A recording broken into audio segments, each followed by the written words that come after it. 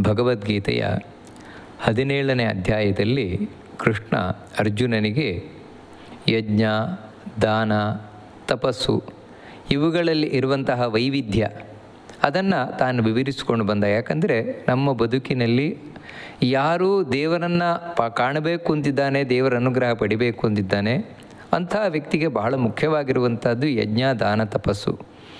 ಅದರ ಬಗ್ಗೆ ತಿಳಿಸ್ತಾ ಈಗ ಬಹಳ ಮುಖ್ಯವಾದ ಒಂದು ವಿಷಯವನ್ನು ಕೃಷ್ಣ ಹೇಳ್ತಾನೆ. ನಮ್ಮ ಯಾವುದೇ ಒಂದು ಕರ್ಮ ಅದು ಒಳ್ಳೆಯ ಕರ್ಮ ಆಗಬೇಕು, ಹೌದು ದೇವರಿಗೆ ತಲುಪುವಂತಹದ್ದಾಗಬೇಕು ಅಂದರೆ ನಾವು ಈಗಾಗಲೇ ಕೇಳಿರುವಂಥದ್ದು ಸಾತ್ವಿಕ, ರಾಜಸ, ತಾಮಸ ಅನ್ನುವ ಬಗೆ ಇದೆ. ಆದರೆ ಅದಕ್ಕಿಂತ ಮುಖ್ಯವಾಗಿರುವುದು ಯಾವುದು ಅಂತೇಳಿದರೆ ಈಗ ಹೇಳ್ತಾನೆ, ಓಂ ತತ್ಸದಿತಿ ನಿರ್ದೇಶೋ ಬ್ರಹ್ಮಣಸ್ತ್ರಿವಿಧ ಸ್ಮೃತಃ ಬ್ರಾಹ್ಮಣಾಸ್ತೇನ ಯದಿ ವೇದಾಶ್ಚ ಯಜ್ಞಾಶ್ಚ ವಿಹಿತಾ ಪುರಾ. ದೇವರ 3 ಹೆಸರು. ಬ್ರಹ್ಮಣ ತ್ರಿವಿಧ ನಿರ್ದೇಶ. ಬ್ರಹ್ಮ ಅಂತ ಹೇಳಿದರೆ ದೇವರು, ನಾರಾಯಣ, ಕೃಷ್ಣ. ಅವನನ್ನು ಬ್ರಹ್ಮ ಅಂತ ವೇದಗಳು ಕರಿತಾ ಇವೆ. ಯಾಕೆ ಬ್ರಹ್ಮ ಅಂತ ಕರಿತಾವೆ ಅಂತ ಹೇಳಿದರೆ ಪರಿಪೂರ್ಣನಾದವ ಅಂತ, ಯಾವುದರಲ್ಲೂ ಕಡಿಮೆ ಇಲ್ಲ, ಎಲ್ಲ ಕಡೆ ತುಂಬಿಕೊಂಡಿರುವವ. ಅಂದರೆ ದೇವರು ಇಲ್ಲದ ಜಾಗ ಇಲ್ಲ, ದೇವರಲ್ಲಿ ಇಲ್ಲದ ಒಳ್ಳೆ ಗುಣ ಇಲ್ಲ. ಅದಕ್ಕಾಗಿಯೇ ಅವನು ಬ್ರಹ್ಮ ಅಂತ ಕರೆಯಲ್ಪಡ್ತಾನೆ. ಪರಬ್ರಹ್ಮ, ಬ್ರಹ್ಮ ಅಂತ ಕರೆಯಲ್ಪಡ್ತಾನೆ. ಅಲ್ಲ, ಇವನು ಚತುರ್ಮುಖ ಬ್ರಹ್ಮನನ್ನು ಬ್ರಹ್ಮ ಅಂತ ಕರೆಯೋದಲ್ವ, 4 ತಲೆ ಇರುವ ಅಂತ ಹೇಳಿದ್ರೆ ಅವನನ್ನು ಚತುರ್ಮುಖ ಬ್ರಹ್ಮ ಅಂತಲೇ ಕರೆಯೋದು ಶಾಸ್ತ್ರಗಳು. ಇವನು ಬ್ರಹ್ಮ, ಪರಬ್ರಹ್ಮ ಅಂತ ಹೇಳಿದರೆ ಇವನೇ ಭಗವಂತನೇ, ನಾರಾಯಣ, ಕೃಷ್ಣ, ಅವನನ್ನೇ ಕರೆಯಲ್ಪಡುವಂಥದ್ದು. ಅಂತಹ ಆ ಭಗವಂತನಿಗೆ ವೇದ, ಶಾಸ್ತ್ರ ಮುಂತಾದವುಗಳಲ್ಲಿ 3 ಪ್ರಸಿದ್ಧವಾದ ಹೆಸರುಗಳಂತೆ. ಯಾವುದಂದರೆ ಓಂ, ತತ್, ಸತ್. ಈ 3 ದೇವರ 3 ಹೆಸರುಗಳು ಅಂತ ಹೇಳ್ತಾ ಇದ್ದಾರೆ. ಹೆಸರು ಅಂತ ಹೇಳಿದ್ರೆ ಬರೀ ಗುರುತಿಸ್ಲಿಕ್ಕಿರುವುದಲ್ಲ. ಯಾಕಂದರೆ ನಮ್ಮಲ್ಲಾದರೆ ಒಂದು ಹೆಸರು ಅಂದಿಡ್ತೇವೆ, ಅದು ಯಾಕಂತ ಹೇಳಿದ್ರೆ ಬರೀ ಗುರುತಿಸ್ಲಿಕ್ಕಷ್ಟೇ. ಆದರೆ ಭಗವಂತನ ನಿರ್ದೇಶ ಅಂತ ಹೇಳಿದ್ರೆ ದೇವರನ್ನು ತೋರಿಸುವುದು. ದೇವರಂದರೆ ಹೀಗೆ ಅಂತ. ಹೇಗೆ ಅಂತ ಹೇಳಿದ್ರೆ ಮೊದಲನೇದಾಗಿ ಓಂ ಅಂತ. ದೇವರು ಅಂದರೆ ಓಂ.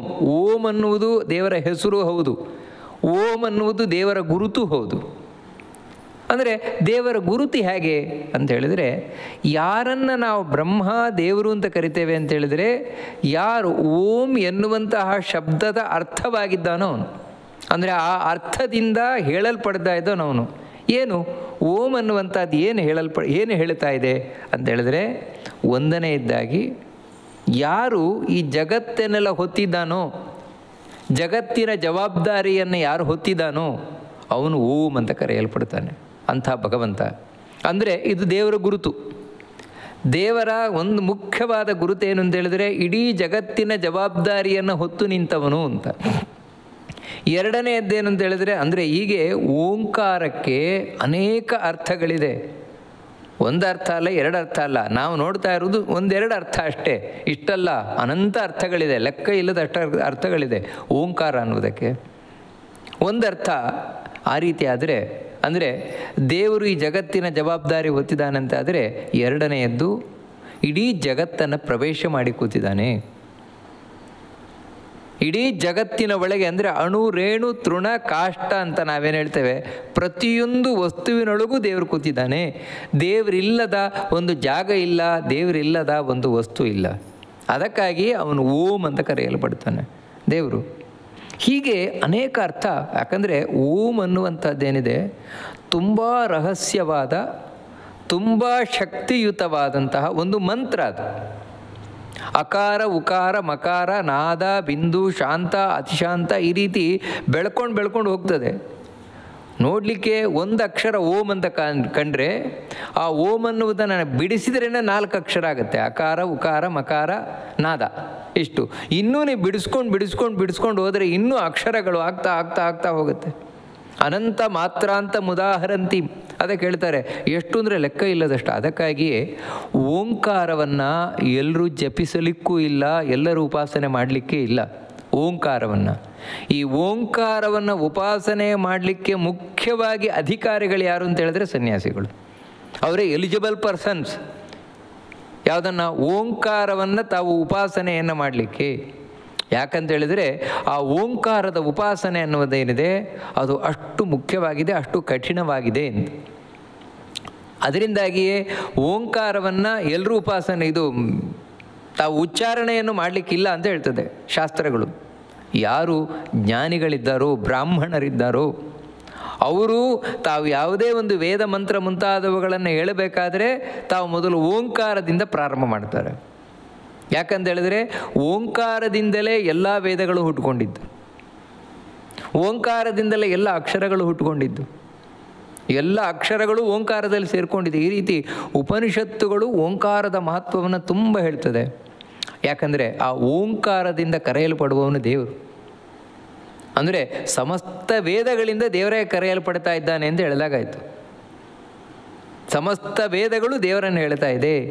ಹೀಗೆ ಓಂಕಾರ ಎನ್ನುವಂಥದ್ದು ಒಂದು ದೇವರ ಗುರುತು, ದೇವರ ಹೆಸರದು ಓಂಕಾರ ಅನ್ನೋದು. ಎರಡನೆಯದು ತತ್ ಅಂತ. ತತ್ ಅಂತ ಹೇಳೋದು ಇನ್ನೊಂದು ದೇವರ ಹೆಸರು. ಯಾಕೆ ದೇವರಿಗೆ ತತ್ ಅಂತ ಕರೀತಾರೆ ಅಂತ ಹೇಳಿದ್ರೆ, ವಾಸ್ತವಿಕ ಸಂಸ್ಕೃತದಲ್ಲಿ ತತ್ತು ಅಂದರೆ ಅದು ಅಂತ. ಅದು ಅನ್ನುವುದು ದೇವರ ಒಂದು ಹೆಸರು. ನಿಮ್ಗೆ ಆಶ್ಚರ್ಯ ಆಗ್ಬೋದು, ಅದು ಒಂದು ದೇವರ ಹೆಸರು ಯಾಕೆ ಅಂತ ಹೇಳಿದರೆ, ನಮ್ಮ ಜಗತ್ತಿನಲ್ಲೇ ಇದೆಯಲ್ವಾ, ನಮ್ಮ ಜಗತ್ತಿನಲ್ಲಿ ಅದು, ಅವನು, ಈ ರೀತಿಯೆಲ್ಲ ನಾವು ಯಾರಿಗೆ ಹೇಳ್ತೇವೆ, ನೋಡು ನೀನು ಏನು ಮಾಡಿದ್ಯಾ, ನೀನೇನು ಮಾಡಿದ್ಯಾ ಅಂತ ಹೇಳೋದು ಅವನಿಗೆ ಗೊತ್ತಿದೆ, ಅವನದು ಸರಿಯಾಗಿ ಮಾಡ್ತಾನೆ. ಇಲ್ಲಿ ಅವನು ಅಂದರೆ ನಾವು ಯಾರನ್ನು ಪ್ರಶ್ನೆ ಮಾಡಲ್ಲ. ಯಾರವನವನು? ಅವನಿಗೆ ಗೊತ್ತಿದೆ ಅಂದರೆ ಯಾರು ನಾವು ಪ್ರಶ್ನೆ ಮಾಡಲ್ಲ. ಯಾಕಂದರೆ ಅವನಿಗೆ ಗೊತ್ತಿದೆ ಅಂದರೆ ದೇವರಿಗೆ ಗೊತ್ತಿದೆ ಅಂತಲೇ ಅರ್ಥ. ನೀನು ಏನು ಅನ್ಯಾಯ ಮಾಡಿದ್ಯಾ ಎಲ್ಲ ಅವನಿಗೆ ಗೊತ್ತಿದೆ, ಅವನು ನೋಡ್ತಾ ಇದ್ದಾನೆ, ಎಲ್ಲ ಅವನು ನೋಡ್ತಾ ಇದ್ದಾನೆ. ಅವನು ಸುಮ್ಮನೆ ಕೂತ್ಕೊಳ್ಳಲ್ಲ, ಅವನು ಏನು ಮಾಡಬೇಕೋ ಅದನ್ನು ಮಾಡೇ ಮಾಡ್ತಾನೆ. ನೋಡಿ, ಈ ರೀತಿ ನಾವು ಹೇಳುವುದುಂಟು ಜಗತ್ತಿನಲ್ಲಿ. ಅವನು ಅಂದರೆ ಯಾವನು ಯಾರು ಪ್ರಶ್ನೆ ಮಾಡಲ್ಲ, ಅವನು ಅಂದರೆ ದೇವರು ಅಂತಾನೆ. ಹೀಗೆ ತತು ಅವನು, ಅದು ಅದು ಅಂತ ಹೇಳಿದಿರುವಾಗ ನೀವು ಬ್ರಹ್ಮ ಅಂತ ತಗೊಂಡಾಗ ಅದು ನಪುಂಸಕಲಿಂಗ ಶಬ್ದ ಸಂಸ್ಕೃತದಲ್ಲಿ, ಅದಕ್ಕೆ ಅದು ಅಂತ.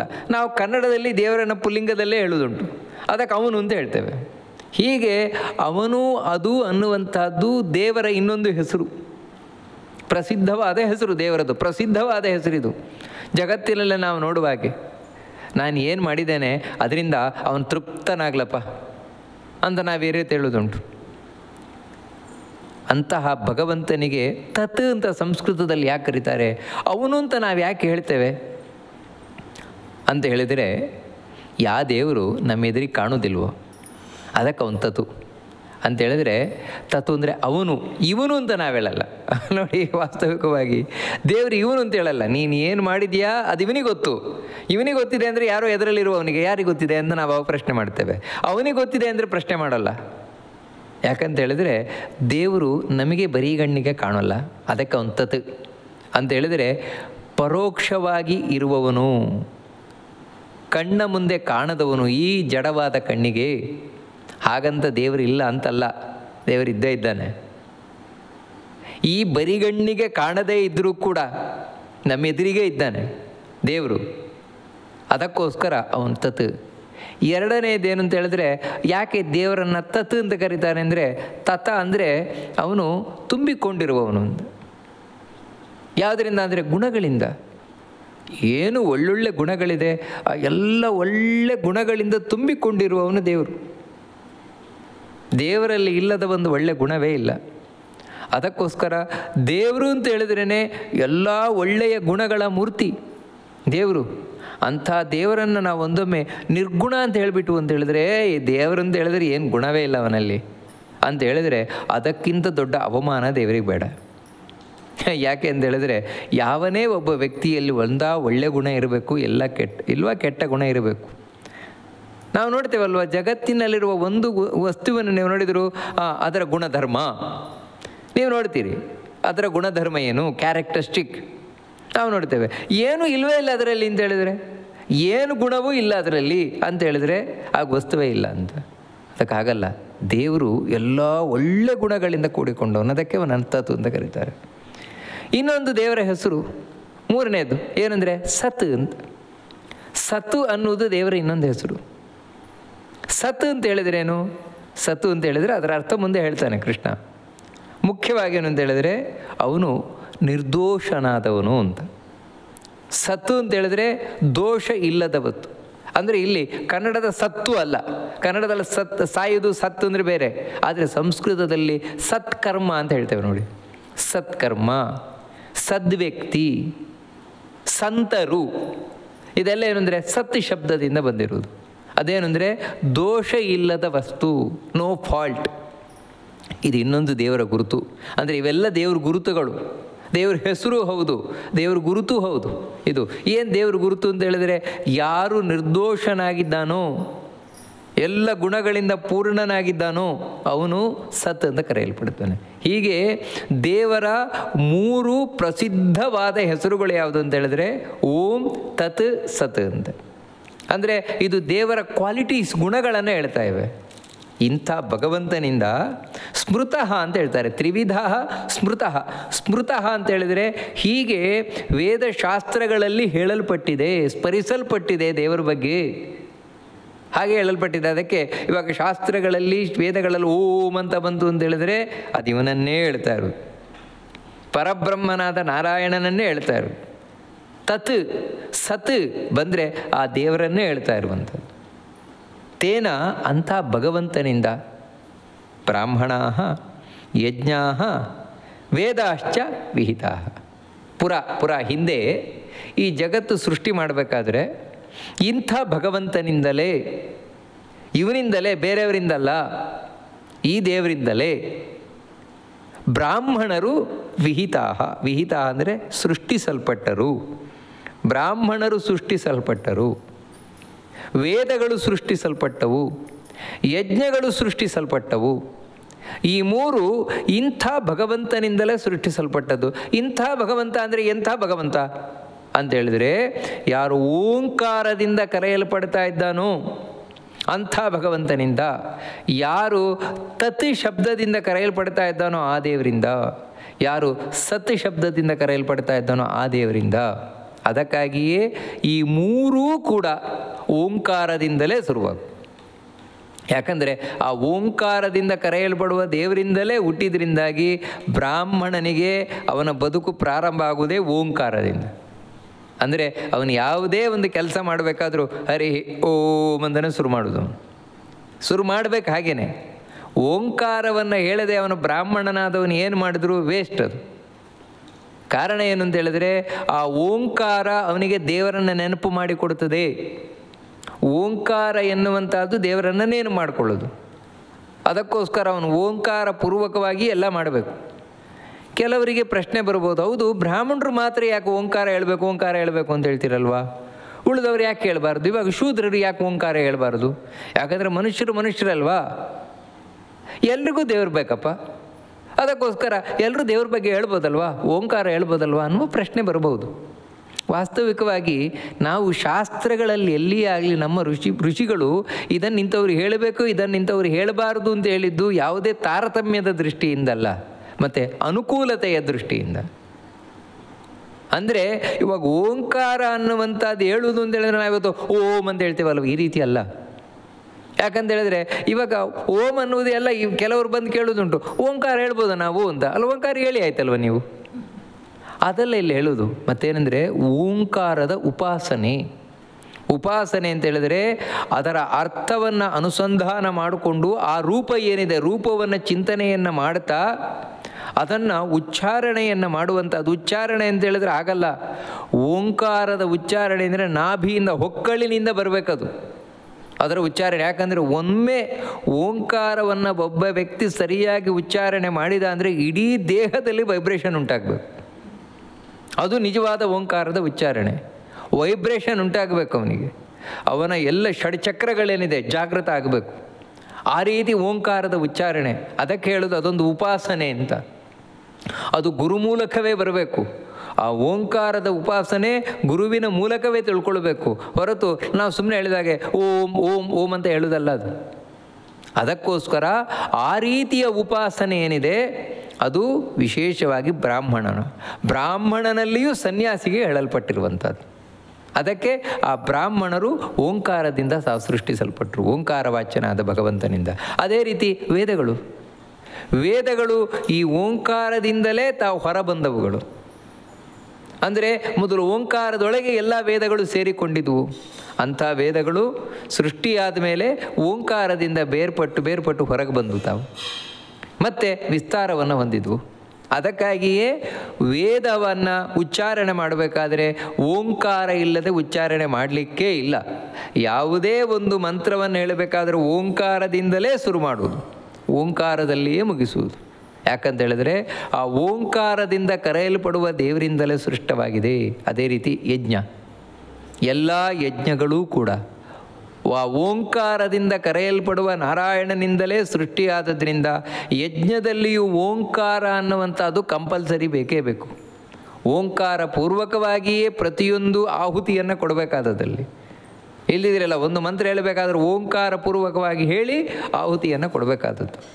ಕಡೆಗೆ ಮೊದಲು ಓಂಕಾರವನ್ನು ಹೇಳ್ತಾ, ಹೀಗೆ ಆ ಯಜ್ಞಗಳೂ ಕೂಡ ಓಂಕಾರದಿಂದ ಕರೆಯಲ್ಪಡುವ ಭಗವಂತನಿಂದ ತಾವು ಸೃಷ್ಟಿಯಾಗಿದೆ. ಅಷ್ಟು ಮಾತ್ರ ಅಲ್ಲ, ತತ್ ಎರಡನೆಯದು. ಅಂದರೆ ಆ ಭಗವಂತನ ಇನ್ನೊಂದು ರೂಪ ಏನು ಅಂತ ಹೇಳಿದ್ರೆ ತತ್ ಅಂತ ಹೇಳಿದ್ರೆ ಆ ಬ್ರಾಹ್ಮಣ ಹುಟ್ಟಿ ಬಂದಿರುವುದು ಯಾಕೋಸ್ಕರ ಅಂತ ಹೇಳಿದ್ರೆ ಅವನಿಗಾಗಿ, ಇವನಿಗಾಗಿ ಅಲ್ಲ ಅಂತೇಳಿದರೆ ಬ್ರಾಹ್ಮಣನ ಬದುಕೇ ಅವನಿಗಾಗಿ, ಭಗವಂತನಿಗಾಗಿ. ವೇದಗಳಿರುವುದೇ ಆ ಭಗವಂತನಿಗಾಗಿ, ಯಜ್ಞಗಳಿರುವುದೇ ಭಗವಂತನಿಗಾಗಿ. ಅಂದರೆ ಆ ಭಗವಂತನ ತೃಪ್ತಿಗೊಳಿಸ್ಲಿಕ್ಕೋಸ್ಕರ, ಭಗವಂತನನ್ನು ಹೊಗಳಲಿಕ್ಕೋಸ್ಕರ, ಭಗವಂತನ ಆರಾಧನೆ ಮಾಡಲಿಕ್ಕೋಸ್ಕರ. ಬ್ರಾಹ್ಮಣ ಭಗವಂತನ ಆರಾಧನೆ ಮಾಡಲಿಕ್ಕೆ, ವೇದ ಭಗವಂತನನ್ನು ಹೊಗಳಲಿಕ್ಕೆ, ಯಜ್ಞ ದೇವರನ್ನು ತೃಪ್ತಿಪಡಿಸಲಿಕ್ಕೆ. ಅದಕ್ಕಾಗಿ ಯಾವ ದೇವರು? ಆ ದೇವರು, ನಮ್ಮ ಬರಿಗಣ್ಣಿಗೆ ಕಾಣದ ದೇವರು, ಆ ದೇವರನ್ನು. ಅದಕ್ಕಾಗಿಯೇ ಬ್ರಾಹ್ಮಣ ವೇದಗಳ ಮೂಲಕ ಯಜ್ಞದಲ್ಲಿ ಭಗವಂತನ ಆರಾಧನೆಯನ್ನು ಮಾಡ್ತಾನೆ ನೋಡಿ. ಹೀಗೆ ಆ ತತ್ ಅಂತ. ಇನ್ನು ಸತ್ ಅಂತ ಹೇಳಿದ್ರೆ ಸತ್ಕರ್ಮ. ಯಾರು ಈ ರೀತಿ ಓಂಕಾರ ಪುರಸ್ಸರ ಅಂದರೆ ಓಂಕಾರವನ್ನು ಮುಂದೆ ಮಾಡಿಕೊಂಡು ಆ ಭಗವಂತನ ಕಾಣದ ಬರಿಗಣ್ಣಿಗೆ ಕಾಣದ ಭಗವಂತನನ್ನು ಕುರಿತು ಯಜ್ಞವನ್ನು ಮಾಡ್ತಾನೋ, ವೇದದ ಉಚ್ಚಾರಣೆಯನ್ನು ಮಾಡ್ತಾನೋ, ಅವನೇ ಸದ್ಬ್ರಾಹ್ಮಣ ಆಗ್ತಾನೆ. ಅಂದರೆ ಸತ್ ಅನ್ನುವ ದೇವರು ಇನ್ನೊಂದು ರೂಪ ಏನಿದೆ, ಆ ಹೆಸರೇನಿದೆ, ಅದರಿಂದ ಇವನು ಸಾರ್ಥಕವಾಗ್ತಾನೆ. ಇಲ್ಲದೇ ಇದ್ದರೆ ಅವನು ಸದ್ಬ್ರಾಹ್ಮಣ ಅಲ್ಲ, ಅಸದ್ಬ್ರಾಹ್ಮಣ, ಅವನು ಕೆಟ್ಟ ಬ್ರಾಹ್ಮಣ ಅವನು. ಅದೇ ರೀತಿ ವೇದವೂ ಕೂಡ ಅಷ್ಟೇ. ವೇದ ಯಾವಾಗ ಆ ದೇವರನ್ನು ಹೊಗಳುತ್ತದೆ ಆವಾಗ ಅದು ಸದ್ವೇದ, ಅದು ಸತ್ ಆಗುತ್ತದೆ. ಅದು ಇಲ್ಲದೇ ಇದ್ದರೆ ದೇವರನ್ನು ಹೊಗಳ್ತಾ ಇಲ್ಲ ವೇದ. ಅಂದರೆ ವೇದ ಯಾವತ್ತೂ ದೇವರನ್ನು ಹೊಗಳ್ತಾ ಇರ್ತದೆ. ಆದರೆ ಯಾವನೊಬ್ಬ ಆ ವೇದಗಳಿಗೂ ಇಲ್ಲ ದೇವರನ್ನು ಹೇಳ್ತಾ ಇಲ್ಲ, ಇನ್ನೇನು ಹೇಳ್ತಾ ಇದೆ ಅಂತ ಹೇಳಿದ್ರೆ ಆವಾಗ ಅಸತ್ತಾಗತ್ತದು. ಯಜ್ಞವೂ ಕೂಡ ಅಷ್ಟೇ, ಆ ದೇವರನ್ನು ಕುರಿತು ಮಾಡಿದಾಗ ಮಾತ್ರ ಅದು ಸದ್ಯಜ್ಞ, ಎಲ್ಲಿದ್ರೆ ಇಲ್ಲ. ಹೀಗೆ ಸತು ಅನ್ನುವಂಥದ್ದು, ತತ್ ಅನ್ನುವುದು, ಓಂ ಅನ್ನುವುದು, ಇದು ವೇದ, ಬ್ರಾಹ್ಮಣ, ಯಜ್ಞ, ಈ ಮೂರರಲ್ಲಿ ಇದ್ದೇ ಇದೆ. ಅದಕ್ಕಾಗಿಯೇ ಆ ಮೂರರಿಂದ ಈ ಮೂರು ಸೃಷ್ಟಿಸಲ್ಪಟ್ಟಿತು ಅಂತ ಬಹಳ ಸುಂದರವಾಗಿ ತಿಳಿಸ್ಕೊಂಡು ಬರ್ತಾನೆ. ತಿಳಿಸಿ ಇನ್ನು ಇದರ ವಿಸ್ತಾರವನ್ನು ತಿಳಿಸ್ಕೊಂಡು ಹೋಗ್ತಾನೆ. ಅಂದರೆ ಇವೆಲ್ಲ ಎಲ್ಲಿ ಉಪಯೋಗಕ್ಕೆ ಬರ್ತದೆ ಅಂತ ಹೇಳ್ತಾ, ತಸ್ಮಾದ್ ಓಮಿತ್ಯುದಾಹೃತ್ಯ ಯಜ್ಞದಾನ ತಪಕ್ರಿಯಾ ಪ್ರವರ್ತಂತೆ ವಿಧಾನೋಕ್ತಾ ಸತತಂ ಬ್ರಹ್ಮವಾದಿನಾಂ. ಈ ಕಾರಣದಿಂದಲೇ, ತಸ್ಮಾತ್ ಈ ಕಾರಣದಿಂದ, ಯಾವ ಕಾರಣದಿಂದ? ದೇವರ ಹೆಸರಾದದ್ದರಿಂದ, ದೇವರ ಗುರುತಾಗಿರುವುದರಿಂದ, ಓಂ ತತ್ ಸತ್ ಅನ್ನುವಂಥದ್ದು. ಆ ಕಾರಣದಿಂದಲೇ ಬ್ರಹ್ಮವಾದಿನಾಂ, ಯಾರು ಬ್ರಹ್ಮವಾದಿಗಳಿದ್ದಾರೆ, ಬ್ರಹ್ಮವಾದಿಗಳು ಅಂತ ಹೇಳಿದರೆ ಭಗವಂತನನ್ನು ಕುರಿತು ಯಾವತ್ತೂ ಚರ್ಚಿಸುವಂಥವರು, ಭಗವಂತನಿಗಾಗಿಯೇ ಬದುಕನ್ನು ಮುಡುಪಾಗಿಟ್ಟವರು, ಭಗವಂತನನ್ನು ಕಂಡ ಜ್ಞಾನಿಗಳು, ಭಗವಂತನ ಅನುಭವವನ್ನು ಪಡೆದವರು, ಅವರೇ ಬ್ರಹ್ಮವಾದಿಗಳು, ಬ್ರಹ್ಮಜ್ಞಾನಿಗಳು. ಅವರು ಯಾವುದೇ ಒಂದು ಯಜ್ಞ ಮಾಡಲಿ, ಯಜ್ಞ ಮಾಡಬೇಕಾದ್ರೆ ಓಮಿತ್ಯುದಾಕೃತ್ಯ, ಓಂ ಅಂತ ಹೇಳಿಯೇ ಅವರು ಶುರು ಮಾಡೋದು. ಅಂದರೆ ಓಂ ಅಂದರೆ ಬರೀ ಶಬ್ದ ಮಾತ್ರ ಅಲ್ಲ. ಯಾಕಂದರೆ ಓಂ ಅನ್ನುವುದು ಬರೀ ಶಬ್ದ ಅಲ್ಲ, ಅದು ನಾವು ಮೊದಲೇ ನೋಡಿದಾಗ ದೇವರ ಹೆಸರದು. ಅದಕ್ಕಾಗಿ ನಾವು ಏನು ಮಾಡಬೇಕಾದರೂ ಕೂಡ ಅದು ವಿಷ್ಣುವಿನ ಆರಾಧನೆಯೇ ಆಗಬೇಕು. ಎಲ್ಲ ಆರಾಧನೆಗಳು ವಿಷ್ಣುವಿನ ಆರಾಧನೆ ಆದಾಗ ಮಾತ್ರ ಸಾರ್ಥಕ ಆಗುತ್ತೆ. ಕಾರಣ ಏನು ಅಂದರೆ ಈ ಜಗತ್ತೇ ವಿಷ್ಣುವಿನದ್ದು, ವಿಷ್ಣುವಿನ ಒಡೆತನದಲ್ಲಿರುವಂಥದ್ದು. ಸೃಷ್ಟಿ ಮಾಡಿದವನು ಅವನೇ ತಾನೇ, ಕೃಷ್ಣ ನಾರಾಯಣ. ಯಾಕಂದರೆ ಇದೇ ವೇದ, ಶಾಸ್ತ್ರ, ಪುರಾಣಗಳೆಲ್ಲ ಸ್ಪಷ್ಟವಾಗಿ ಹೇಳ್ತಾ ಇರೋದು. ಮುಖ್ಯ ಸೃಷ್ಟಿ ಮಾಡಿದವನು ಯಾರು? ಮುಖ್ಯ ಈ ಜಗತ್ತಿನ ಒಡೆಯ ಯಾರು ಅಂತ ಹೇಳಿದರೆ ಜಗದೊಡೆಯ ಅವನೇ. ಅದಕ್ಕಾಗಿ ಅವನನ್ನೇ ಕುರಿತು ಮಾಡಬೇಕಾದದ್ದು, ಅವನನ್ನೇ ಕುರಿತು ವೇದ ಎಲ್ಲ ಹೊಗಳಬೇಕಾದದ್ದು. ಅದಕ್ಕೆ ಅದನ್ನು ನೆನಪಿಸ್ಲಿಕ್ಕೋಸ್ಕರ ಓಂ. ಅಷ್ಟು ಮಾತ್ರ ಅಲ್ಲ, ಆ ದೇವರು ಎಷ್ಟು ಒಳ್ಳೆಯವನಾಗಿದ್ದಾನೆ ಅದನ್ನು ತಿಳಿಸ್ಲಿಕ್ಕೋಸ್ಕರ ಓಂ ಅಂತ. ಅಂದರೆ ಅದನ್ನು ಹಾಗೆ ಅಲ್ಲ, ಮತ್ತು ಅನುಸಂಧಾನ ಅರ್ಥವನ್ನು ತಿಳ್ಕೊಂಡು ಅದಕ್ಕೆ ಹೇಳಿದ್ದು ಬ್ರಹ್ಮಜ್ಞಾನಿಗಳಾಗಿ ಮಾಡ್ತಾರೆ, ಜನಸಾಮಾನ್ಯರಿಗೆ ಆಗೋಲ್ಲ. ಜನಸಾಮಾನ್ಯರಿಗೆ ಈ ರೀತಿ ಆಗೋಲ್ಲ. ಅವರೇನೆಂದರೆ ಬರೀ ಶಬ್ದ ಮಾತ್ರ, ಓಂ ಅಂತ ಶಬ್ದ ಮಾತ್ರ ಹೇಳ್ತಾರೆ ಹೊರತು ಅದರ ಹಿಂದೆ ಇರುವ ಅರ್ಥ, ಅದು ಅದರ ಹಿಂದೆ ಇರುವ ದೇವರ ರೂಪ ಅವರಿಗೂ ಗೊತ್ತಾಗುವಂಥದ್ದಲ್ಲ. ಅವರು ಓಮಿತ್ತಿದ ಆ ರೀತಿ ಯಜ್ಞ ಮಾಡ್ತಾರೆ. ಹಿಂದೆ ಯಾವ ರೀತಿ ಯಜ್ಞ ಹೇಳಿದ್ದು, ಸಾತ್ವಿಕವಾದ ಯಜ್ಞ, ಅದನ್ನು ಮಾಡ್ತಾರೆ. ದಾನ, ಸಾತ್ವಿಕವಾದ ದಾನ ಮಾಡಬೇಕಾದ್ರೂ ಕೂಡ ಓಂ ಅಂತ ಹೇಳಿಯೇ ಕೊಡುವಂಥದ್ದು. ಅಂದರೆ ಆ ಭಗವಂತನನ್ನು ನೆನಪು ಮಾಡಿಕೊಂಡು ತಾವು ಕೊಡುವಂಥದ್ದು. ಇನ್ನು ತಪಸ್ಸು, ಹಿಂದೆ ಹೇಳಿದ ತಪಸ್ಸು ಕಾಯಿಕ ವಾಚಿಕ ಮಾನಸಿಕ ಎಲ್ಲ ತಪಸ್ಸುಗಳು, ಅದು ಕೂಡ ಓಂ ಅಂತ ತಾವು ಯೋಚನೆಯನ್ನು ಮಾಡ್ತಾನೆ ಕೊಡ್ತಾರೆ. ಉದಾಹೃತ್ಯ ಆ ರೀತಿ ಚಿಂತನೆಯನ್ನು ಮಾಡ್ತಾ ಆ ದೇವರ ಪ್ರೀತಿಗಾಗಿ ಮಾಡ್ತಾ ಇದ್ದೇನಪ್ಪ, ಯಾಕಂದರೆ ಆ ದೇವರಲ್ಲಿ ಏನೂ ದೋಷ ಇಲ್ಲ, ಅವನು ಸತ್ತಾಗಿದ್ದಾನೆ.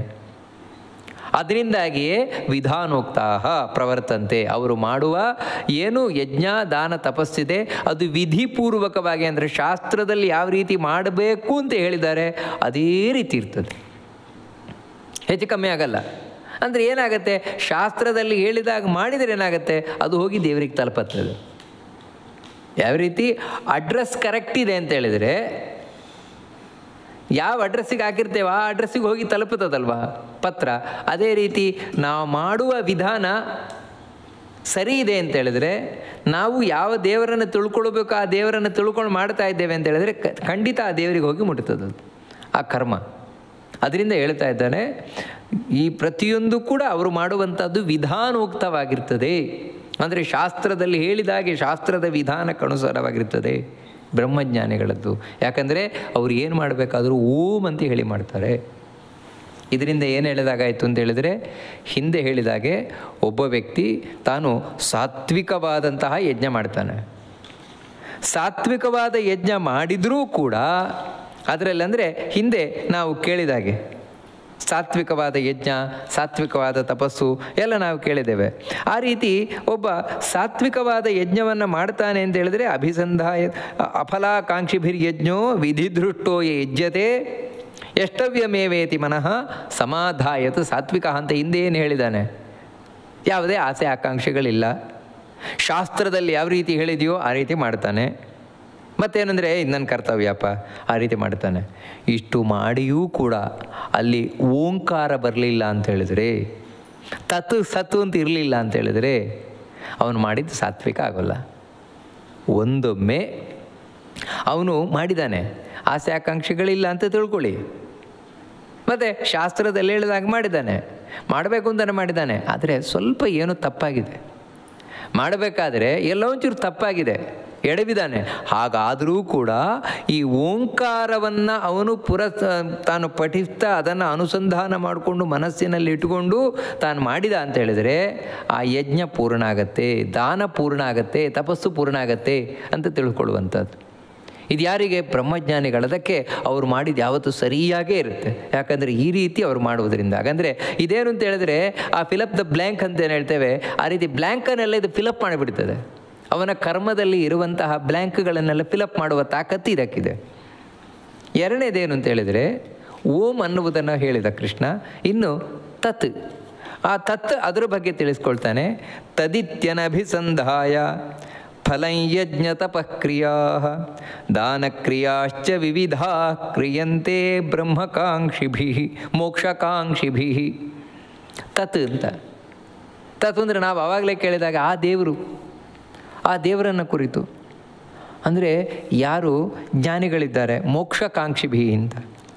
ಮೋಕ್ಷಕಾಂಕ್ಷಿಭಿ ಅಂದರೆ ಮೋಕ್ಷ ಬಯಸ್ತಾ ಇದ್ದಾರೆ. ಅಯ್ಯೋ ನಾವು ದೇವರ ಲೋಕಕ್ಕೆ ಹೋಗಬೇಕು, ದೇವರ ಬಳಿಯಲ್ಲಿ ಶಾಶ್ವತವಾಗಿ ನಿರಂತರವಾಗಿ ಇರಬೇಕು, ಈ ರೀತಿ ಬಯಸುವಂಥವರು ಯಾರಿದ್ದಾರೆ ಅಂದರೆ ಅವರೇ ಹಿಂದೆ ಹೇಳಿದ ಬ್ರಹ್ಮಜ್ಞಾನಿಗಳೇ. ಅವರೇ ಬ್ರಹ್ಮಜ್ಞಾನಿಗಳು. ಯಾರು ದೇವರನ್ನು ಬಯಸ್ತಾ ಇದ್ದಾರೆ ಆ ನಿಟ್ಟಿನಲ್ಲಿ ತಾವು ಕಾರ್ಯಪ್ರವೃತ್ತರಾಗಿದ್ದಾರೆ, ಕಾರ್ಯಪ್ರವೃತ್ತರಾಗಿ ಅಲ್ಲಿ ಅನುಭವವನ್ನು ಪಡೆದಿದ್ದಾರೆ, ಪಡೆದು ದೇವರ ಬಳಿ ಸಾಗುತ್ತಾ ಇದ್ದಾರೆ, ಮುಂದೆ ಮುಂದೆ ಮೇಲೆ ಮೇಲೆ ಮೇಲೆ ಹೋಗ್ತಾ ಇದ್ದಾರೆ. ಅಂಥ ವ್ಯಕ್ತಿಗಳು. ಅದಕ್ಕೆ ಸತತಂ ಅಂದೇ ಹಿಂದೆ ಹೇಳಿದ ಕೃಷ್ಣ, ಸತತಂ ಬ್ರಹ್ಮವಾದಿಭಿ ಅಂತ. ಬ್ರಹ್ಮಜ್ಞಾನಿಗೆ ಅದಕ್ಕಾಗಿ ಒಂದು ಬಾರಿ ಅಲ್ಲ, ಎಲ್ಲ ಬಾರಿ ಮಾಡಬೇಕಾದರೂ ಓಂಕಾರ ಹೇಳಿಯೇ ಮಾಡ್ತಾರೆ. ಮತ್ತು ತತ್ ಅಂತ, ಆ ದೇವರು ಅಂತ. ದೇವರು ಅಂದರೆ ಆ ದೇವರಿಗಾಗಿ ಮಾಡುವುದು, ಎಲ್ಲವೂ ಆ ದೇವರಿಗಾಗಿ. ಅದಕ್ಕೋಸ್ಕರ ಫಲಂ ಅನಭಿಸಂಧಾಯ. ಅವರು ಯಾವುದೇ ಫಲದ ಅಭಿಲಾಷೆಯನ್ನು ಇಟ್ಟುಕೊಳ್ಳುವುದೇ ಇಲ್ಲ. ಅವರು ಯಾವ ಫಲದ ಅಭಿಲಾಷೆ ಅದು ಬೇಕು ಇದು ಬೇಕು ಯಾವುದೂ ಇಲ್ಲ. ಮತ್ತೇನೆಂದರೆ ಅವ್ರಿಗಿರೋದು ಒಂದೇ, ಆ ದೇವರು ಬೇಕು. ಆ ದೇವರು ಬೇಕು ಅಂತಿದ್ದಾಗ ಇಲ್ಲಿ ಅದು ಯಾವುದು ಬೇಕು ಅಂತ ಕಾಣಲ್ಲ. ಇಲ್ಲಿ ನಮಗೊಂದು ಪ್ರಶ್ನೆ ಬರ್ಬೋದು, ಹೌದು ದೇವರು ಬೇಕು ಅಂತ ಹೇಳೋದೇನೋ ಸರಿಯೇ, ಆದರೆ ದೇವರು ಬೇಕು ಅಂತ ನಾವು ಎಷ್ಟು ಬಯಸಿದರೂ ಕೂಡ ಸತ್ ಮೇಲೇ ತಾನೇ ದೇವರು ಸಿಗೋದು. ಈಗಂತೂ ಸಿಗೋಲ್ವಲ್ಲ. ಸಾಯುವ ತನಕ ಆದರೂ ಬದುಕಬೇಕಲ್ವಾ? ಸಾಯುವ ತನಕ ಬದುಕಬೇಕು ಅಂತ ಹೇಳಿದ್ರೆ ಇಲ್ಲಿ ನಮಗೇನಾದರೂ ಬೇಕಲ್ವಾ? ಇಲ್ಲಿಯದ್ದೇನೂ ನಾನು ಬಯಸಲಿಲ್ಲ ಅಂತ ಹೇಳಿದರೆ ಜೀವನ ಸಾಗಿಸುವುದೇ ಕಷ್ಟ ಆಗಿಬಿಡ್ತದಲ್ವಾ? ಈ ರೀತಿ ಸಾಮಾನ್ಯ ಪ್ರಶ್ನೆ ಬರ್ಬೋದು ನಮಗೆ. ಇದು ಯಾರಿಗೆ ಅಂದರೆ ಅನುಭವ ಇಲ್ಲದೆ ಬರುವ ಪ್ರಶ್ನೆ ಇದು. ಜ್ಞಾನಿಗಳು ಯಾವತ್ತೂ ಇಲ್ಲಿಯದ್ದು ಯಾಕೆ ಬಯಸುವುದಿಲ್ಲ ಅಂತ ಹೇಳಿದ್ರೆ ಅವರಿಗೆ ಗೊತ್ತಿದೆ, ನಾನು ದೇವರನ್ನು ಬಯಸಿದರೆ ದೇವರು ನನಗೆ ಇಲ್ಲಿ ಏನು ಬೇಕೋ ಅದನ್ನು ಕೊಟ್ಟೇ ಕೊಡ್ತಾನೆ ಅಂತ. ಅದರಿಂದಾಗಿಯೇ ಅವರು ಯಾವುದೇ ಇಲ್ಲಿ ಆಸೆ ಆಕಾಂಕ್ಷೆಗಳನ್ನು ಇಟ್ಕೊಂಡಿಲ್ಲ. ಮತ್ತೇನೆಂದರೆ ದೇವರು ಏನು ಕೊಡ್ತಾ ಇದ್ದಾನೆ ಅದರಿಂದ ಸಂತೃಪ್ತಿ ಪಟ್ಕೊಂಡಿದ್ದಾನೆ. ಅವರ ಸುಖಕ್ಕೆ ಕಾರಣ ಏನು ಅಂದರೆ ಅವರು ದೇವರನ್ನು ಬಿಟ್ಟು ಇನ್ನೇನನ್ನು ಬಯಸದೇ ಇರುವುದು. ನಮ್ಮ ದುಃಖಕ್ಕೆ ಕಾರಣ ಏನು ಅಂತ ಹೇಳಿದ್ರೆ ನಾವು ದೇವರನ್ನು ಬಿಟ್ಟು ಇಲ್ಲಿಯದ್ದೆಲ್ಲ ಬಯಸ್ತಾ ಇರೋದು. ಇದೇ ನಮ್ಮ ದುಃಖಕ್ಕೆ ಕಾರಣ. ಅವರು ದೇವರನ್ನು ಇಚ್ಛಿಸ್ತಾ ಇದ್ದಾರೆ. ಅದಕ್ಕಾಗಿ ತತ್, ನನಗೆ ಆ ದೇವರು ಬೇಕು, ದೇವರು ಬೇಕು. ಈ ರೀತಿ ಅವರು ಯಜ್ಞ ದಾನ ತಪಕ್ರಿಯಾ ದಾನಕ್ರಿಯಾಶ್ಚ ವಿವಿಧಾ ಕ್ರಿಯಂತೆ. ಯಜ್ಞ ದಾನ ತಪಸ್ಸು ಹಿಂದೆ ಹೇಳಿದಾಗೆ ಅದನ್ನು ಮಾಡ್ತಾನೆ ಇರ್ತಾರೆ. ಅಂದರೆ ಇದು ಮಾಡಲೇಬೇಕು. ಯಾರೂ ದೇವರ ಹತ್ರ ಹೋಗಬೇಕು ಅಂತ ಹೇಳಿದರೆ ಏನೇನೋ ಮಾಡ್ತೇನೆ ಅದರಿಂದ ದೇವರ ಅನುಗ್ರಹ ಸಿಗಲ್ಲ. ಇಲ್ಲಿ ಕೃಷ್ಣ ಸ್ಪಷ್ಟ ಭಗವದ್ಗೀತೆಯಲ್ಲಿ ಹೇಳ್ತಾ ಇರೋದು, ನಾನು ಕೋಟಿ ಕೋಟಿ ರೂಪಾಯಿ ಖರ್ಚು ಮಾಡಿದೆ, 10 ಸಲ ಬದ್ರಿ ಯಾತ್ರೆ ಮಾಡಿದೆ, ಅದು ಮಾಡಿದೆ, ಇದು ಮಾಡಿದೆ, ಯಜ್ಞ ಮಾಡಿದೆ. ನೀನು ಏನೇ ಮಾಡು, ಏನು ಮಾಡಿದರೂ ಕೂಡ ಯಜ್ಞ ದಾನ ತಪಸ್ಸು ಮುಖ್ಯವಾಗಿ ಬೇಕೇ ಬೇಕಾದದ್ದು. ಇದು 3 ಇಲ್ಲದಿದ್ದರೆ ದೇವರ ಹತ್ರ ಹೋಗ್ಲಿಕ್ಕಾಗಲ್ಲ. ಯಾಕಂದರೆ ಇದು ಸಾತ್ವಿಕವಾದ ಮಾರ್ಗ, ದೇವರ ಬಳಿ ಹೋಗ್ಲಿಕ್ಕಿರುವಂತಹ ಸಾತ್ವಿಕವಾದ ಮಾರ್ಗ. ಅದು ಹೇಗೆ ಅಂತ ಹೇಳಿದರೆ, ಇವಾಗ ಯಜ್ಞ ಅಂತ ಹೇಳಿದರೆ ಪ್ರತಿಯೊಬ್ಬ ವ್ಯಕ್ತಿಗೂ ಅವನ ಮಾಡುವ ದೇವರ ಆರಾಧನೆಯೇ ಯಜ್ಞವೇ ಹೊರತು ಇನ್ಯಾವುದೋ ನಾನು ಆ ಹೋಮ ಮಾಡಿಸ್ತೇನೆ, ಈ ಹೋಮ ಮಾಡಿಸ್ತೇನೆ, ಆ ಯಾಗ ಅದನ್ನಿಲ್ಲಿ ಹೇಳ್ತಾ ಇರುವುದಲ್ಲ. ಒಂದೊಮ್ಮೆ ನಿಮಗೆ ದೇವರು ತಾಕತ್ತು ಕೊಟ್ಟಿದ್ದಾನೆ ಅಂದರೆ ಅಂಥ ಯಜ್ಞವನ್ನು ಮಾಡಿರಿ, ಬೇಡ ಅಂತ ಹೇಳಲ್ಲ. ಆದರೆ ಒಬ್ಬ ಕಡು ಬಡವನೂ ಕೂಡ ಈ ಯಜ್ಞವನ್ನು ಮಾಡ್ಬೋದು. ಯಾಕಂದರೆ ಈ ಶಾಸ್ತ್ರ ಈ ಯಜ್ಞ ದಾನ ತಪಸ್ಸು ಅಂತ ಹೇಳಿದೆ, ಇದನ್ನು ಒಬ್ಬ ಕಡು ಬಡವನಿಂದ ಹಿಡಿದು ದೊಡ್ಡ ಚಕ್ರವರ್ತಿಯ ತನಕವೂ ಹೇಳಿದೆ. ಯಾಕಂತ ಹೇಳಿದ್ರೆ ನಿನಗೆ ವಿಹಿತವಾದ ಕರ್ತವ್ಯ ಇಲ್ಲೇನಿದೆ ಅಂದರೆ ನೀನು ಯಾವ ಒಂದು ಧರ್ಮದಲ್ಲಿ ಜಾತಿಯಲ್ಲಿ ಬಂದಿದೆಯಾ, ಬ್ರಾಹ್ಮಣ ಕ್ಷತ್ರಿಯ ವೈಶ್ಯ ಶೂದ್ರ, ಅಲ್ಲಿ ನಿನಗೇನು ಕರ್ತವ್ಯ ಶಾಸ್ತ್ರದಲ್ಲಿ ಹೇಳಲ್ಪಟ್ಟಿದೆ. ಶಾಸ್ತ್ರದಲ್ಲಿ ಪ್ರತಿಯೊಬ್ಬರಿಗೂ ನೀವು ಇಂತಿಂಥ ಕರ್ತವ್ಯ ಮಾಡಬೇಕು ಅಂತ, ಆ ರೀತಿ ಮಾಡುವುದು. ಅದರಲ್ಲಿ ಯಾವುದೇ ದುಡ್ಡಿನ ಆಸೆ ಇಲ್ಲ. ಮತ್ತೇನು ಅಂದರೆ ದೇವರ ಪ್ರೀತಿಗೋಸ್ಕರ ಅಲ್ಲಿ ಏನು ಬಂತು ಅದರಿಂದ ಸಂತೃಪ್ತಿ ಪಟ್ಕೊಳ್ಳೋದು. ಯಾಕಂದರೆ ದೇವ್ರಿಗೆ ಖುಷಿ ಆದರೆ ಸರಿ, ತತ್ ಆ ದೇವರು ಮುಖ್ಯ ನನಗೆ, ಇಲ್ಲಿಯದ್ದಲ್ಲ. ಇಲ್ಲಿ ಏನು ಬಂತು ಅದರಿಂದ ಸಂತೃಪ್ತಿ ಪಟ್ಕೊಂಡಿರುವುದು. ನೋಡಿ, ಹೀಗೆ ಇದು ಯಜ್ಞ. ದಾನವೂ ಕೂಡ ಹಾಗೆ. ದಾನ ಮಾಡಬೇಕಾದ್ರೂ ಆ ದೇವ್ರಿಗೆ ಖುಷಿ ಆಗಲಪ್ಪ ಅಂತ ದಾನವನ್ನು ಮಾಡುವಂಥದ್ದು. ಅದೇ ರೀತಿ ತಪಸ್ಸು, ನಾನಾ ವಿಧವಾದ ತಪಸ್ಸುಗಳು ಹಿಂದೆ ಎಲ್ಲ ನೋಡಿದ್ದು, ವಾಚಿಕವಾದ, ಕಾಯಿಕವಾದ, ಮಾನಸಿಕ ಎಲ್ಲ. ಯಾಕಂದರೆ ದೇವರಿಗೆ ಸಂತೃಪ್ತನಾಗಲಿ ಅಂತ. ಈ ರೀತಿ ಅವರು ವಿವಿಧ ನಾನಾ ವಿಧವಾದ ಅವರವರ ಯೋಗ್ಯತೆಗೆ ಅನುಗುಣವಾಗಿ, ಅವರವರ ವರ್ಣಾಶ್ರಮಕ್ಕೆ ಅನುಗುಣವಾಗಿ ಪ್ರತಿಯೊಬ್ಬರೂ ತಾವು ಮಾಡ್ಕೊಂಡು ಬರ್ತಾರೆ. ಯಾರು ಅಂತ ಹೇಳಿದ್ರೆ ದೇವರ ಬಳಿ ಹೋಗಲಿಕ್ಕೆ ಇಚ್ಛಿಸುವಂಥವರು. ಅವರಲ್ಲಿ ಇನ್ನೊಂದು ಇರಲೇಬೇಕಾದದ್ದೇನು ಅಂದರೆ ತತ್, ಆ ದೇವರಿಗೋಸ್ಕರ ಹೊರತು ಇಲ್ಲಿಯದ್ದು ಯಾವುದೇ ಅಲ್ಲ ಅಂದರೆ ಇದು ತತ್ ಅನ್ನುವ ಶಬ್ದದ ಅರ್ಥವನ್ನು ಕೃಷ್ಣ ತಿಳಿಸ್ಕೊಂಡು ಬಂದ. ಮುಂದಿನದ್ದು ಇನ್ನೊಂದು ಸತ್ ಅಂತ ಇನ್ನೊಂದು ಶಬ್ದ, ಓಂ ತತ್ ಸತ್ ಅಂತ. ಅದರಲ್ಲಿ ಇವಾಗ ಸತ್ ಶಬ್ದವನ್ನು ಕೃಷ್ಣ ವಿವರಣೆಯನ್ನು ಮಾಡ್ಕೊಂಡು ಬರ್ತಾನೆ. ಏನಂತ ಹೇಳಿದ್ರೆ, ಸದ್ಭಾವೇ ಸಾಧುಭಾವೇ ಚ ಸದಿತ್ಯೇ ತತ್ಪ್ರಯುಜ್ಯತೆ ಪ್ರಶಸ್ತೆ ಕರ್ಮಣಿ ತಥಾ ತಚ್ಛಬ್ದ ಪಾರ್ಥ ಯುಜ್ಯತೆ. ಹೇ ಪಾರ್ಥನೇ, ಪೃಥೆಯ ಮಗನೇ, ಪೃಥ ಅಂದರೆ ಕುಂತಿ ಪುತ್ರನೇ. ಯಾಕೆ ಕುಂತಿ ಪುತ್ರ ಅಂತ ಕರೀತಾ ಇದ್ದಾನೆಂದರೆ ಆ ಸತ್ ಶಬ್ದ ನಿನಗೆ ಚೆನ್ನಾಗಿ ಗೊತ್ತಿದೆ. ಯಾಕಂದರೆ ಆ ಕುಂತಿ ನಿಜವಾಗಲೂ ಸತ್ಕರ್ಮ ಮಾಡಿದವಳು, ಅದಕ್ಕಾಗಿಯೇ ಅವಳು ಸದ್ವ್ಯಕ್ತಿ. ಅದರಿಂದಾಗಿಯೇ ಅವಳಿಂದ ಸತ್ಪುತ್ರರು ಬಂದಿದ್ದಾರೆ, ಅವರು ಮತ್ತೆ ಸತ್ಕರ್ಮ ಮಾಡ್ತಾ ಇದ್ದಾರೆ. ಅಂದರೆ ಹೀಗೆ ವಾಸ್ತವಿಕವಾಗಿ ಸತ್ ಅಂತ ಹೇಳಿದರೆ ಏನು ಸ್ಪಷ್ಟ ಗೊತ್ತಿದೆ. ಹಾಗಿದ್ದರೂ ಜಗತ್ತಿನ ವಿವರಣೆಗೋಸ್ಕರ ಕೃಷ್ಣ ಹೇಳ್ತಾನೆ, ಸತ್ ಇತಿ ಏತತು. ಒಂದು ಸತ್ ಅಂತ ಹೇಳಿದ್ರೆ ನಾವು ಆವಾಗಲೇ ನೋಡಿದಾಗೆ ದೇವರೆಂಥವನು ಅಂದರೆ ಅವನಲ್ಲಿ ಯಾವುದೇ ದೋಷ ಇಲ್ಲ ಅಂಥ ಸಚ್ಶಬ್ದ ಜಗತ್ತಿನಲ್ಲಿ ಎಲ್ಲಿ ಬಳಸಲ್ಪಡ್ತದೆ ಅಂತ ಹೇಳಿದ್ರೆ ಸದ್ಭಾವೆ ಅಂತ ಹೇಳಿದರೆ ಯಾವುದು ಒಳ್ಳೆಯ ಜನ್ಮ ಇದೆಯೋ ಅದು ಸತ್ ಅಂತ ಕರೆಯಲ್ಪಡ್ತದೆ. ಅಂದರೆ ಚೆನ್ನಾದ ಹುಟ್ಟು, ಅದನ್ನು ಸತ್ ಅಂತ ಕರೀತಾರೆ. ಅಥವಾ ಸತ್ ಅಂತ ಹೇಳಿದರೆ ಇರುವಿಕೆ, ಅವನಿದ್ದಾನೆ ಎಂಬ ಏನಿದೆ ಆ ಅರ್ಥದಲ್ಲೂ ಕೂಡ ಸತ್ ಅಂತ ಕರೆಯಲ್ಪಡುತ್ತದೆ. ಆದರೆ ಯಾವ ರೀತಿ ಇರುವುದು? ಇದ್ದಾನೆ ಅಂತ ಹೇಳಿದರೆ ಅವನು ಬರೀ ಬದುಕಿದ್ದಾನೆ ಅಂತಲ್ಲ, ಮತ್ತೇನೆಂದರೆ ಒಳ್ಳೆ ಕೆಲಸವನ್ನು ಮಾಡಿಕೊಂಡು ಬದುಕಿದ್ದಾನೆ ಅಂತ ಹೇಳುವ ವ್ಯಕ್ತಿಗೆ ಸತ್ ಅಂತ ಕರೀತಾರೆ. ಇಲ್ಲ ಕೆಟ್ಟದಾಗಿ ಬದುಕ್ತಾ ಇದ್ದಾನೆ ಅಂಥವನಿಗೆ ಸಂಸ್ಕೃತದಲ್ಲಿ ಹೇಳೋದೆ ಅಸತ್ ಅಂತ. ಅವನು ಅಸತ್, ಅವನು ಅಂದರೆ ಅಸದ್ ವ್ಯಕ್ತಿ, ಕೆಟ್ಟ ವ್ಯಕ್ತಿ.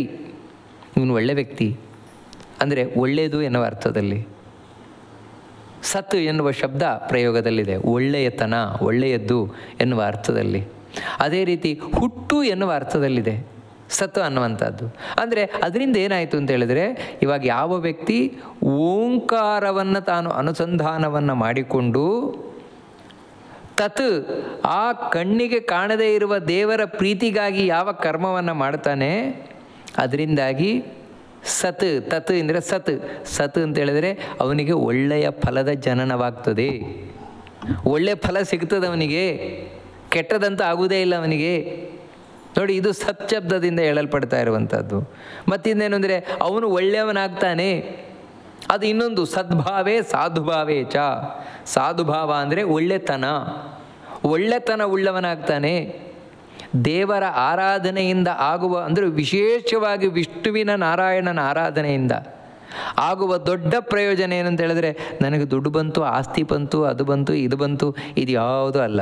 ಮತ್ತು ಎಲ್ಲಕ್ಕಿಂತ ಒಳ್ಳೆಯ ಮನಸ್ಸು ಬಂತು, ಒಳ್ಳೆಯ ಬುದ್ಧಿ ಬಂತು. ಅದರಿಂದ ಏನಂದರೆ ಆ ವ್ಯಕ್ತಿ ಒಳ್ಳೆಯವನಾದ ಇದೆ. ಯಾಕಂದರೆ ನಾರಾಯಣನ ಉಪಾಸನೆಯಲ್ಲಿ ಮುಖ್ಯವಾಗಿರಬೇಕಾದದ್ದೇ ಅವನು ಗುಣಪೂರ್ಣ ನಿರ್ದೋಷ ನಾರಾಯಣ. ಇದನ್ನೇ ಮಧ್ವಾಚಾರ್ಯರು ಒತ್ತು ಕೊಟ್ಟು ಹೇಳಿದರು.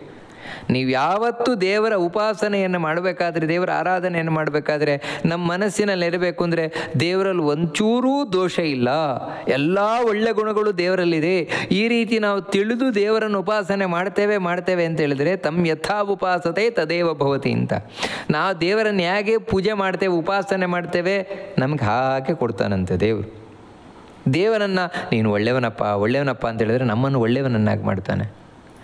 ದೇವರಲ್ಲಿ ಒಂದೇ ಒಂದು ದೋಷವೇ ಇಲ್ಲ ಅಂತ ಹೇಳಿದರೆ ನಮ್ಮಲ್ಲಿರುವ ದೋಷವನ್ನೆಲ್ಲ ತೆಗೆದು ನಮ್ಮನ್ನು ದೋಷರಹಿತನನ್ನಾಗಿ ಮಾಡ್ತಾನೆ ದೇವರು. ಅದು ಬಿಟ್ಟು ದೇವರು ಅಂಥವನು ಇಂಥವನು ಕೆಟ್ಟವನು ಅಂತ ನಾವು ತಿಳ್ಕೊಂಡ್ರೆ ನಾವು ಕೆಟ್ಟವರಾಗ್ತೇವೆ. ರಾವಣ ಕೆಟ್ಟವನಾದದ್ದೇ ಹೀಗೆ, ಹಿರಣ್ಯಕಶಿಪು ಕೆಟ್ಟವನಾದದ್ದೇ ಹೀಗೆ. ಯಾಕಂದರೆ ದೇವರು ಕೆಟ್ಟವನು ಅಂತ ತಿಳ್ಕೊಳ್ದೆ ಇವರೇ ಕೆಟ್ಟವರಾಗೋದು. ಅದಕ್ಕೋಸ್ಕರ ದೇವರನ್ನು ಯಾವತ್ತು ಸತ್ ಅಂತ ಉಪಾಸನೆ ಮಾಡ್ತಾ ಇವನು ತಾನು ಸಾಧುಭಾವ ಹೊಂದಿದವನಾಗ್ತಾನೆ, ಒಳ್ಳೆಯವನಾಗ್ತಾನೆ ಇವನು ಒಬ್ಬ ವ್ಯಕ್ತಿ. ಇದು ನಾರಾಯಣನ ಉಪಾಸನೆ ಆರಾಧನೆಯ ಫಲ. ಒಂದೊಮ್ಮೆ ಅವನು ವಿಷ್ಣು ಸರ್ವೋತ್ತಮ ಅಂತ ತಿಳಿದು ಆರಾಧನೆ ಮಾಡ್ತಾ ಇದ್ದಾನೆ, ಆದರೂ ಕೂಡ ಒಳ್ಳೆ ಬುದ್ಧಿ ಇಲ್ಲ, ಒಳ್ಳೆ ಗುಣ ಇಲ್ಲ, ಮತ್ತು ಕೆಟ್ಟ ಬುದ್ಧಿ ಇಂಥದ್ದೇ ಇದೆ ಅಂತ ಹೇಳಿದ್ರೆ ಇಲ್ಲ, ಅವನ ಉಪಾಸನೆ ಸರಿ ಇಲ್ಲ. ಬರೀ ಬಾಯಲ್ಲಿ ಮಾತ್ರ ಹೇಳ್ತಾ ಇದ್ದಾನೆ ಹೊರತು ನಿಜವಾಗಿ ದೇವರ ಉಪಾಸನೆ ಮಾಡ್ತಾ ಇಲ್ಲ, ನಾರಾಯಣನ ಉಪಾಸನೆ ಮಾಡ್ತಾ ಇಲ್ಲ ಅಂತ ಅರ್ಥ. ಇನ್ನೊಂದೇನು ಅಂತ ಹೇಳಿದ್ರೆ ಪ್ರಶಸ್ತೆ ಕರ್ಮಣಿ ತಥಾ. ಪ್ರಶಸ್ತೆ ಕರ್ಮಣಿ ಅಂತ ಹೇಳಿದರೆ ಒಳ್ಳೆ ಕೆಲಸ, ಒಳ್ಳೆಯ ಕರ್ಮ ಎನ್ನುವ ಅರ್ಥದಲ್ಲೂ ಕೂಡ ಸತ್ ಅಂತ ಪ್ರಯೋಗ ಮಾಡಲ್ಪಡ್ತದೆ. ಅರ್ಥಾತ್ ಸತ್ಕರ್ಮ ಅಂತ ಹೇಳಿದ್ರೇನು? ಸತ್ಕರ್ಮ ಅಂತ ಹೇಳಿದರೆ ಒಳ್ಳೆಯ ಕರ್ಮ ಅಂತ. ಯಾವುದು ಒಳ್ಳೆಯ ಕರ್ಮ ಅಂತ ಹೇಳಿದ್ರೇನು? ಯಾವುದು ದೇವರ ಪ್ರೀತಿಗೆ ಕಾರಣವಾಗತ್ತೋ, ದೇವರಿಗೆ ಖುಷಿಯಾಗತ್ತೋ, ಪುಣ್ಯ ಬರುತ್ತೋ ಅದು ಸತ್ಕರ್ಮ, ಅಂದರೆ ಒಳ್ಳೆಯ ಕರ್ಮ ಅಂತ ಅರ್ಥ. ಅಂದರೆ ಸತ್ ಅನ್ನುವುದು ಅಲ್ಲೂ ಬಳಸಲ್ಪಡ್ತದೆ. ತಚ್ಛಬ್ದ ಪಾರ್ಥ ಉಚ್ಯತೆ ಅಂತ ಹೇಳಿದ್ರೆ, ಯಾರಾದರೂ ಹುಟ್ಟಿತಾನೆ, ಇಲ್ಲಿ ಏನಾದರೂ ಒಂದು ಹುಟ್ಟುತ್ತದೆ ಮಗು ಅಂತ ಹೇಳಿದ್ರೆ ಅದರಿಂದ ಅಲ್ಲಿ ಭಗವಂತ ಇದ್ದೇ ಇದ್ದಾನೆ ನೋಡಿ. ಅದರಿಂದಾಗಿ ಈ ಜಗತ್ತಿನಲ್ಲಿ ಯಾವುದು ಹುಟ್ಟಿದೆ ಅದು ಸುಳ್ಳಲ್ಲ, ಸತ್ಯವಾದದ್ದೇ. ಒಂದು ಮಗು ಹುಟ್ಟುತ್ತದೆ ಅಂದರೆ ಸತ್ಯವಾಗಿ ಹುಟ್ಟುವುದು, ಸುಳ್ಳಾಗಿ ಅಲ್ಲ. ಅಂದರೆ ಸತಿ ಶಬ್ದದಿಂದ ಅದೇ ಕರೆಯುವುದು. ಸತ್ಯವಾದ ಸೃಷ್ಟಿ, ಒಳ್ಳೆಯ ವ್ಯಕ್ತಿ, ಒಳ್ಳೆಯ ಕರ್ಮ, ಇಷ್ಟೂ ಆಗುವುದು ಯಾವಾಗ ಅಂದರೆ ಸತ್ ಅಂತ ಕರೆಯಲ್ಪಡುವ ದೇವರಲ್ಲಿದ್ದಾಗ. ಇಷ್ಟು ತಿಳಿಸಿ ಕಡೆಗೆ ಇನ್ನು 2 ಶ್ಲೋಕದಲ್ಲಿ ಈ ಅಧ್ಯಾಯವನ್ನು ಮುಗಿಸ್ತಾನೆ. ಅದರಲ್ಲಿ ತುಂಬ ಚೆನ್ನಾಗಿ ತಿಳಿಸುವುದೇನು ಅಂತ ಹೇಳಿದ್ರೆ, ಹೌದು, ಯಾವುದು ಸತ್ಕರ್ಮ ಆಗತ್ತೆ, ಯಾವುದು ದುಷ್ಕರ್ಮ ಆಗತ್ತೆ ಅಂತ ಕೃಷ್ಣ ತಿಳಿಸ್ತಾನೆ. ಅದೇನು ಅಂತ ಮುಂದೆ ನೋಡೋಣ ಅಂತ ಹೇಳ್ತಾ ಈ ಉಪನ್ಯಾಸವನ್ನು ಮಧ್ವಾಂತರ್ಗತ ಭಗವಂತನಿಗೆ ಅರ್ಪಣೆಯನ್ನು ಮಾಡೋಣ. ಶ್ರೀಕೃಷ್ಣ ಅರ್ಪಣಮಸ್ತು.